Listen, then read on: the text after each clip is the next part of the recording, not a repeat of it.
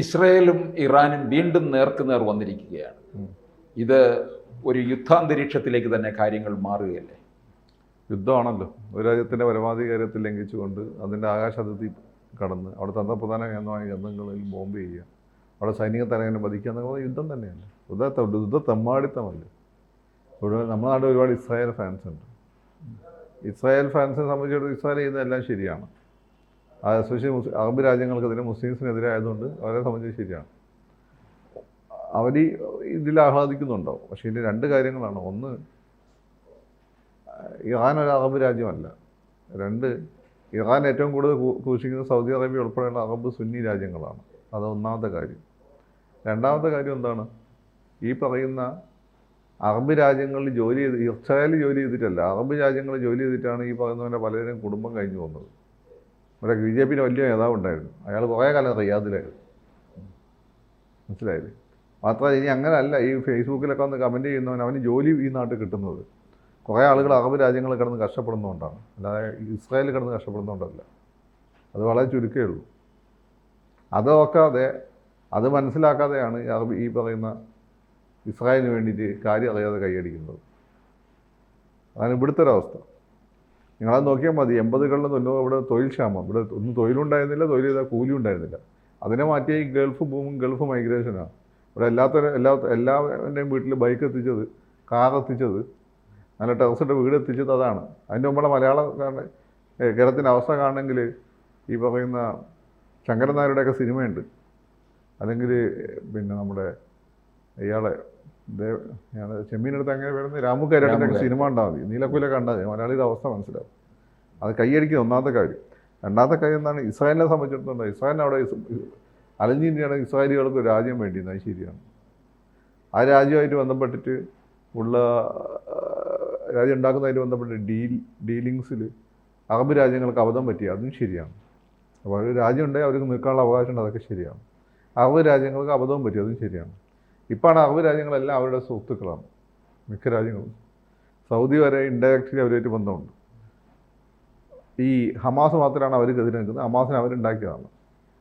അതുപോലെ വെസ്റ്റ് ബാങ്കിലാണെങ്കിൽ അവിടെയുള്ള Palestine liberalisation organisation PLO ഇവരുടെ കൂടെയാണ്, ഈ പ്രോ ഇസ്രായേലി ആയിട്ടാണ് ഇപ്പോൾ നിന്നുകൊണ്ടിരിക്കുന്നത്. അപ്പോൾ അവർ ഇവരുടെ അയൽരാജ്യം ഒന്നും അല്ല ഈ പറഞ്ഞ ഇറാൻ. ഇതൊരു അറബ് രാജ്യമല്ല. ഇറാനിലേക്ക് അറ്റാക്ക് ചെയ്യുന്നതിന് കാരണം എന്താ, ഇറാൻ്റെ കയ്യിൽ ആണവായുധം ഉണ്ടാവില്ല, അതാണ് അവരുടെ ആവശ്യം.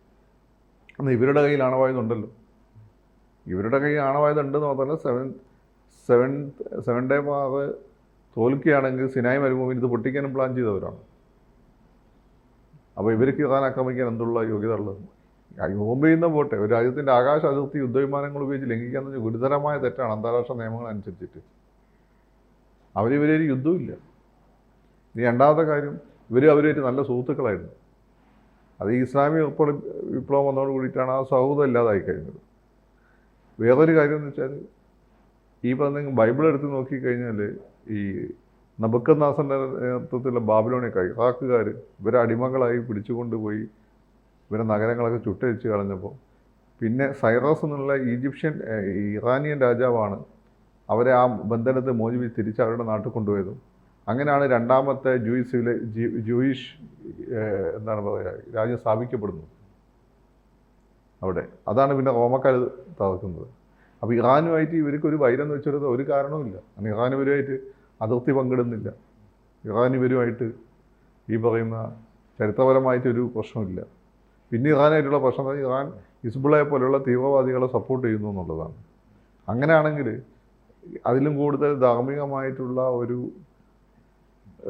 സാധൂകരണം നമുക്കാണുള്ളത്. നമുക്ക് പാകിസ്ഥാനിൽ പ്രീഎംപ്റ്റീവ് അറ്റാക്ക് നടത്താം. കാരണം ഓപ്പണായിട്ടാണ് ഇത്ര കാലമായി പാകിസ്ഥാൻ ഈ പരിപാടി തുടങ്ങിയിട്ട് അല്ലേ. അത് നമ്മൾ നടത്തിയ എന്തായിരിക്കും സ്ഥിതി അന്താരാഷ്ട്ര രംഗത്ത്? ഇങ്ങനെ ഓരോരുത്തർ തുടങ്ങിക്കഴിഞ്ഞാൽ പിന്നെ ലോകത്ത് സമാധാനം ഉണ്ടാവില്ല. ഇനി അങ്ങനെ ഇറാൻ തീവ്രവാദികളെ സഹായിക്കുന്നുണ്ട്, അതിനെ എതിരെ അന്താരാഷ്ട്ര വേദികൾ ഉപയോഗപ്പെടുത്തുകയാണ് വേണ്ടത്. അതാണ് നമ്മൾ ചെയ്തിട്ടുള്ളത്. നമ്മളൊരു ഗതിയില്ലെങ്കിൽ മാത്രമേ അത് അറ്റാക്ക് ചെയ്തു. ഇപ്പം അടുത്തെന്താ അറ്റാക്ക് ചെയ്യാൻ എന്താണ് കാരണം? ഇപ്പം അടുത്ത് ഈ പറഞ്ഞ ഹിസ്ബുള്ളയിൽ അവർക്ക് ആക്രമണം നടത്തിയിട്ടില്ലല്ലോ. ഇപ്പം ന്യൂക്ലിയർ ആയുധങ്ങൾ ഇവർ കൈവശം വെക്കരുത് എന്നുള്ളതാണ്. അപ്പോൾ ന്യൂക്ലിയർ ആയുധങ്ങൾ അവരുടെ കുത്തകയായിരിക്കണം ആ പ്രദേശത്ത്. അതവരുടെ വിശാല ഇസ്രായേൽ എന്നുള്ള രാഷ്ട്ര സങ്കല്പത്തിലേക്കുള്ള പോക്കാണ്. ഇസ്രായേൽ എന്നുള്ള രാജ്യത്തിന് നിലനിൽക്കാനുള്ള അവകാശമുണ്ട്. അത് സത്യമാണ്, അത് അംഗീകരിക്കപ്പെട്ടു കൊടുക്കേണ്ടതാണ്. അവരവിടുന്ന് ഓടിപ്പോയതാണെങ്കിലും മറ്റുള്ളവരെ കയ്യിൽ നിന്ന് പിടിച്ചെടുത്ത ഭൂമിയാണെങ്കിലും അവർ കുറേ കാലം ജീവിച്ചിരുന്ന അവരുടെ പ്രധാനപ്പെട്ട ആരാധനാലയങ്ങളും വിശ്വാസങ്ങളും കഥകളും എല്ലാം അതിന് ബന്ധപ്പെട്ട പ്രദേശമാണ്. അതിനെ ഒരു രാജ്യം അവർക്ക് കൊടുക്കണം. അത് കൊടുത്തു. അത് ചില പ്രശ്നങ്ങളുണ്ടായി. അതിൻ്റെ പുറത്ത് ലോക സമാധാനത്തിന് ഭീഷണിയായിട്ട് ലോകത്ത് ഇസ്ലാമിനെ തന്നെ പൂർണ്ണമായി നശിപ്പിക്കുന്നു എന്ന രീതിയിൽ, വേറൊരു വലിയ സിവിലൈസേഷനെ പൂർണ്ണമായി നശിപ്പിക്കുന്നു എന്ന രീതിയിൽ ഉള്ള ഒരു വിശാല ഇസ്രായേൽ സങ്കല്പമായിട്ട് ഇവർ മുന്നോട്ട് പോയ ലോകത്തെ എവിടെ നിന്ന് അവസാനിപ്പിക്കും? അതാണ് ഇതിൻ്റെ ഒരു വലിയൊരു പ്രശ്നം. വിശാല ഇസ്രായേൽ എന്ന് പറയുമ്പോൾ അതിൽ ഈജിപ്റ്റ് തൊട്ടിട്ട് സൗദി അറേബ്യൻ്റെ അതിർത്തിയിലൂടെ അങ്ങ് കടന്നുപോയിട്ട് ഇന്ന് കാണുന്ന പല അറബ് രാജ്യങ്ങളും ഉണ്ടാവില്ല അതിൽ. അതാണ് അവരുടെ ആഗ്രഹം.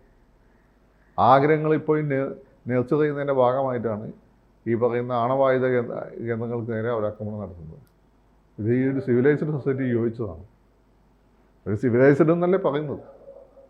അപ്പോൾ നമ്മൾ ഇസ്ലാമിക തീവ്രവാദത്തെ എതിർക്കുന്നത് പോലെ തന്നെ ഈ ഇറാൻ വിഷയത്തിൽ ഇവരെ എതിർക്കേണ്ടതായിട്ടുണ്ട്.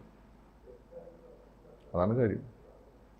അല്ല, ഈ കാര്യത്തിനകത്ത് ട്രംപ് ഏത് നിലപാടായിരിക്കും? ട്രംപ് ഒന്നും പറയാൻ പറ്റില്ല. ട്രംപ് ഇറാനായിട്ട് ഇപ്പം ബന്ധം മെച്ചപ്പെടുത്തിക്കൊണ്ടിരിക്കാൻ തോന്നുന്നു. അതുകൊണ്ട് ട്രംപിൻ്റെ ഒരു പൂർണ്ണമായ പിന്തുണ ഉണ്ടാവുമെന്ന് എനിക്കറിയില്ല. കാരണം മുമ്പ് പറഞ്ഞു വെച്ചാൽ ഇസ്രായേൽ ചെറിയ രാജ്യമാണ്, ഇസ്രായേലിൻ്റെ വലിപ്പം കൂട്ടണം എന്നൊക്കെ പറഞ്ഞു സ്വന്തം മരുമോൻ തന്നെ ഇസ്രായേലിൻ്റെ ചാർജും കൊടുത്തിരുന്നു, പലസ്തീൻ്റെ ചാർജും കൊടുത്തിരുന്നു.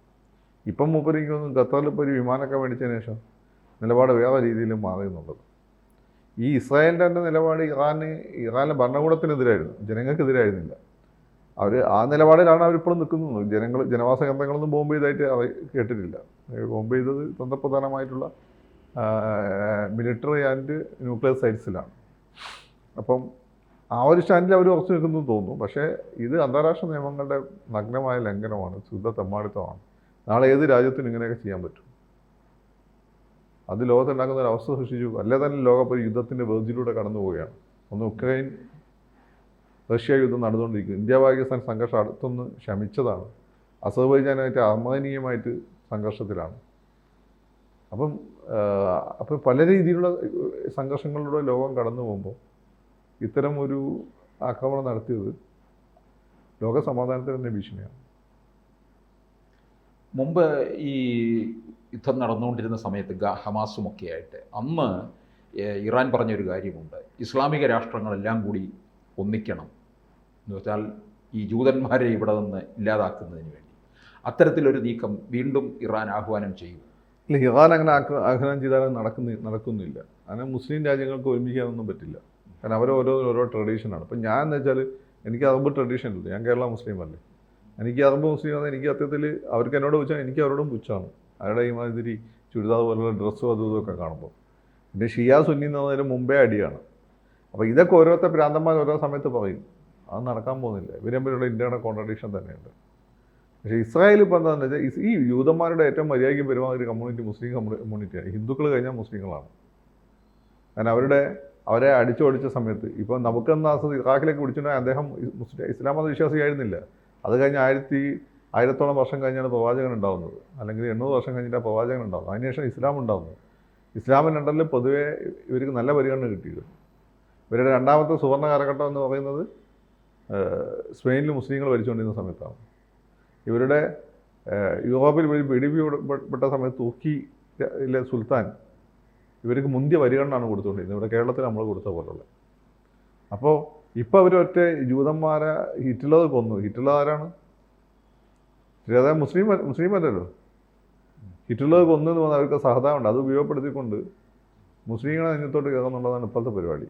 പക്ഷേ മുസ്ലിങ്ങളെ മണ്ടത്തരം അതിനൊരു കാരണമാണ്. കാരണം അവർക്കൊരു രാജ്യം അവിടെ സ്ഥാപിക്കപ്പെടാനുള്ള അവകാശമുണ്ട്. നമ്മളെന്തൊക്കെ വന്നാലും അത് നമ്മൾ അംഗീകരിച്ച് കൊടുക്കണം. അവർ ഈ പറഞ്ഞ വേട്ടയാടിയപ്പെട്ട സമൂഹം എന്ന രീതിയിൽ. പക്ഷേ ആ രാജ്യം സ്ഥാപിക്കപ്പെട്ടതുമായിട്ട് ബന്ധപ്പെട്ട സംഘർഷങ്ങൾ മുതലെടുത്തുകൊണ്ട് ഇവരവരുടെ വലിയൊരു ഡ്രീമുമായിട്ട് മുന്നോട്ട് പോവുകയാണ്. അത് ലോക സമാധാനത്തിന് ഭീഷണിയാണ്. കൂടുതൽ വാർത്തകളും വിശേഷങ്ങളും നിങ്ങളിലേക്ക് എത്താൻ ABC മലയാളം സബ്സ്ക്രൈബ് ചെയ്യുക, ബെൽ ബട്ടണും അമർത്തുക.